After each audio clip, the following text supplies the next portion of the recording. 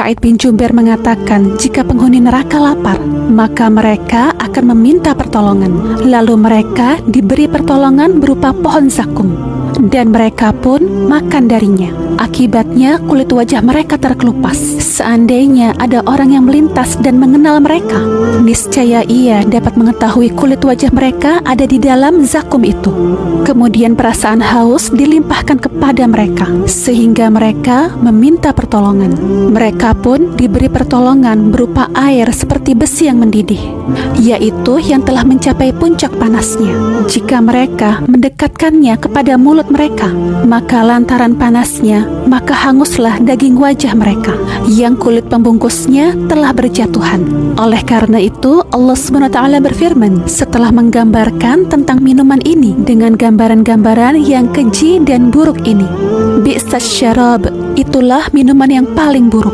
Maksudnya minuman yang sangat buruk, sebagaimana terdapat di ayat lain, yaitu surat Muhammad ayat 15. Dan diberi minuman dengan air yang mendidih sehingga ususnya terpotong-potong.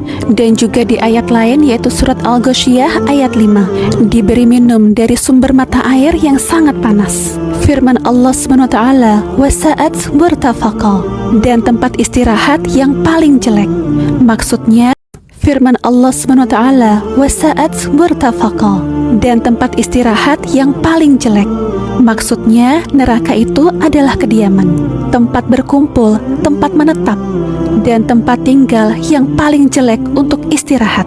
Sebagaimana firman Allah di ayat lain, yaitu surat Al-Furqan ayat 66. Sungguh jahanam itu seburuk-buruk tempat menetap dan tempat kediaman. Nikmat apa saja yang akan diberikan Allah SWT kepada orang-orang yang beriman dan soleh? Nikmat ketiga yang akan diperoleh adalah dalam surat Al-Kahfi ayat 31, Allah SWT berfirman, wa yalbasuna thiyaban khadaran min sundusi wa istabraq. Maksudnya mereka mengenakan pakaian yang terbuat dari sutra yang sangat halus dan sutra yang tebal. Warna hijau dipilih sebagai warna pakaian mereka karena warna tersebut menyejukkan mata saat melihatnya. Yang keempat, muttaqiina fiha 'alal araik, yakni mereka beristirahat sambil berbaring di atas sofa. Keadaan mereka saat itu sama seperti seorang raja dan pembesar. Ni'mat thawabu wa hasunat murtafaqa. Kenikmatan surga berikut isinya merupakan pahala yang terbaik atas kebajikan mereka. Surga juga sebaik-baik tempat tinggal, kediaman, dan tempat menetap. Dalam surat lain disebutkan, yaitu surat Al-Furqan ayat 76, mereka kekal di dalamnya. Surga itu sebaik-baik tempat menetap dan tempat kediaman.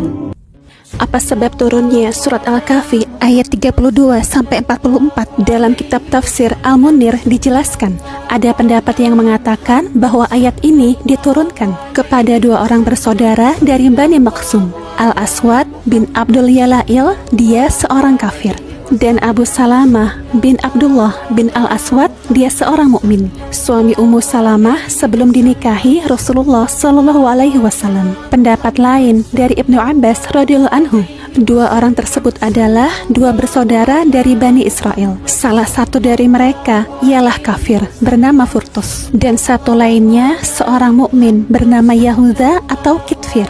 Mereka berdua mendapat warisan dari ayahnya sebanyak 8.000 dinar. Mereka kemudian membagi dua warisan tersebut. Orang kafir dengan uang tersebut membeli tanah ladang dan perkebunan, sedangkan orang mukmin justru menggunakannya di jalan kebaikan. Hingga perihal dua orang tersebut diceritakan Allah SWT. Dinukilkan dari Muqatil, dia berpendapat bahwa kedua orang tersebut adalah dua orang yang juga disebutkan Allah SWT dalam surat As-Saffat ayat 51. Berkatalah salah seorang di antara mereka, sesungguhnya aku dahulu di dunia mempunyai seorang teman. Kedua orang tersebut berasal dari Bani Israel, seperti yang disebutkan Ibnu Abbas radhiyallahu anhu. Surat Al-Kahfi ayat 32-44 adalah perumpamaan yang dibuat Allah SWT untuk kaum musyrikin dan golongan seperti mereka yang angkuh dan tidak sudi untuk duduk bersama kaum muslimin yang lemah dan miskin, serta berbangga-bangga dengan harta dan kekayaan mereka. واضرب لهم مثل الرجلين جعلنا لأحدهما جنتين من أعناب. Wahai Rasul, berilah perumpamaan untuk kaum musyrikin yang memintamu untuk mengusir orang-orang mukmin yang berdoa kepada Allah pada pagi dan petang hari setiap waktu dengan penuh keikhlasan. Perumpamaan tersebut adalah keadaan dua orang laki-laki yang salah satunya Allah beri dua kebun anggur yang dikelilingi pohon kurma dan di tengahnya terdapat pertanian. Semua tanaman dan pepohonan tersebut sedang berbuah dengan kualitas terbaik, sehingga di dalamnya terkumpul bahan makanan pokok dan buah-buahan. Firman Allah SWT, "Wahafnahuma binakhli." Artinya, kami jadikan pepohonan kurma mengelilingi dua kebun tersebut. Kedua laki-laki tersebut adalah dua orang bersaudara, atau dua orang sahabat atau teman bisnis dari Bani Israel. Salah satu dari mereka orang kafir yang tenggelam dalam keduniawian, dan orang yang kedua adalah seorang mukmin yang mengesahkan Allah. Apa tujuan yang ingin dicapai dari perumpamaan yang ada dalam surat Al-Kahfi ayat 32 sampai 44? Dalam kitab tafsir Al-Munir dijelaskan, tujuan yang ingin dicapai dari perumpamaan ini adalah nasihat dan pelajaran. Lalu, keadaan orang-orang kafir yang sombong akan menuju kehancuran dan kebangkrutan karena kufur atas nikmat Allah dan bermaksiat kepada Allah. Sebaliknya, orang mukmin yang miskin senantiasa dalam ketaatan kepada Allah, kendati mengalami penderitaan dan kesusahan yang sangat berat. Allah akan memberikan balasan kepadanya berupa surga yang kekal dan abadi. Allah berfirman, "Kiltal jannataini atat ukulaha." Kedua kebun itu menghasilkan buahnya. Walam tazlim minhu syai'a. Dan tidak berkurang buahnya sedikit pun setiap tahunnya. Wa fajjarna khilalahuma nahara. Dan kami keluarkan serta kami alirkan di tengah keduanya sebuah sungai.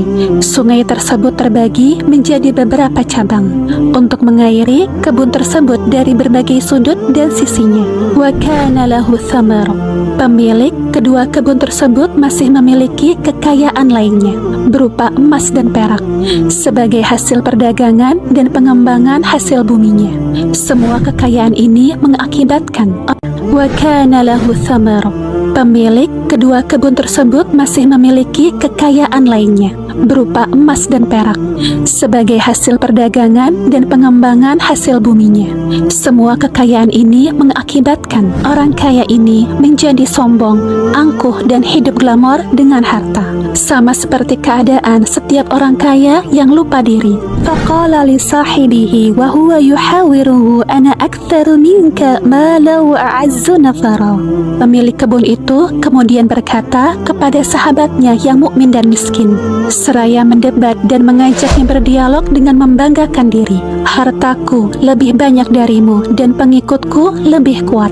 Maksudnya, pelayan, pengawal, dan anakku lebih banyak, dan keluarga serta sanak kerabatku kuat dan selalu membelaku. Dengan semua yang dimilikinya, ia semakin lupa diri dan mengira bahwa kekayaan tersebut akan kekal dan tidak akan musnah.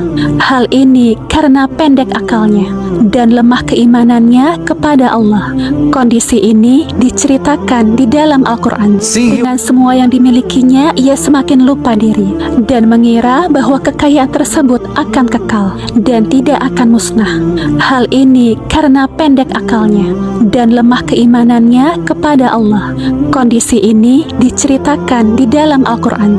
Wa dakhala jannatahu wa huwa zalimun li nafsihi. Orang yang kaya raya ini masuk ke dalam kebunnya yang mempunyai dua bagian bersama sahabatnya, seorang mukmin yang soleh. Lalu dengan penuh bangga terhadap hartanya tersebut dan bersikap zalim terhadap dirinya sendiri karena kufur, melebihi batas dan sombong, serta mengingkari hari kiamat saat dia memperlihatkan buah-buahan dan sungai di kebunnya. Dia berkata, "Aku kira kebun ini tidak akan pernah sirna untuk selamanya. Aku kira hari kiamat tidak akan datang seperti yang kamu katakan, sahabatku." Perkataan as-sa'ata qa'imah maksudnya hari kiamat akan terjadi. Dia tentu saja bersalah dalam dua keadaan tersebut, karena menzolimi dirinya dengan memposisikan dirinya bukan pada tempatnya, yaitu kewajiban untuk bersyukur atas nikmat Allah dan berpikir tentang hari akhir. Hal tersebut akibat angan-angannya terlalu tinggi, terlalu berambisi, dan benar-benar lupa diri, dan sangat terlena oleh kehidupan dunia. Selanjutnya, laki-laki yang kafir tersebut See you in the next Makta. Memahami Al-Quran dengan Tafsir.